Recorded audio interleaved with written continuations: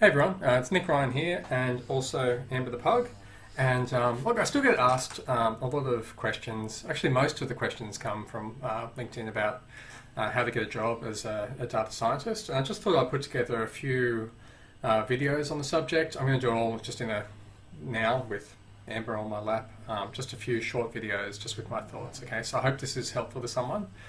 And first of all, we'll start off with the obvious thing that I tell people is that there are lots of different types of roles, not just data science roles. Data science roles tend to be really competitive, and so if you're just starting out, and you may not just want that title, you might be able to get the title of data scientist just yet, but you may have more success if you go for a role that isn't data science, but you're doing something that's pretty close to data science. And so you're going to find there's less competition there, and there's also a good idea to just walk in and get your hands dirty with data and build up your skills over time. So on the roles that aren't called data scientists, but they are something really close, there's heaps of them. There's heaps of roles available. And so you might get a role as a reporting analyst. So you might know Power BI, Tableau, and SQL, and then you can, in your own time, work on your command of a scripting language, such as R or Python.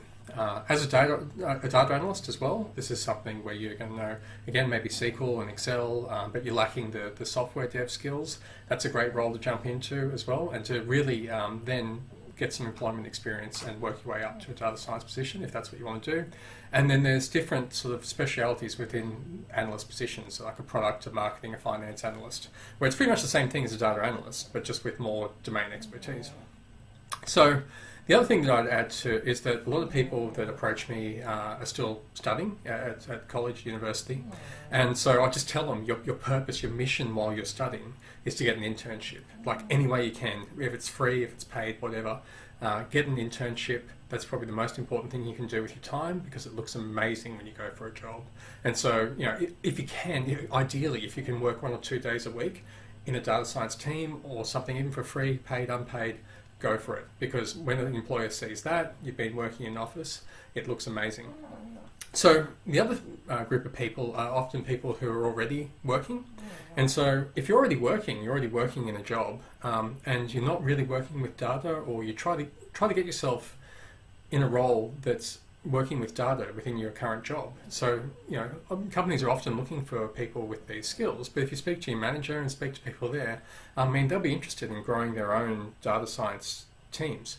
So it's really important, I think, if you are working, to look at opportunities to make these sideways moves within the company that you're working in, to be able to then work your way into the role that you want. And this is, I really think your last resort should be, if you're already working, to go somewhere else, or to put your resume on a pile of other resumes, because it's really hard. So I'm a big fan of networking and connections, and in my consulting work, I see this all the time. It's really important for me to be networking, to be working with people I know, people who know me. So if you're already working, the easiest thing for you to do is probably to get a job in your current company, just doing something slightly different. So anyway, I hope this first short video has helped, but we're going to next looking at the next step in the process, which is looking for jobs that you find interesting.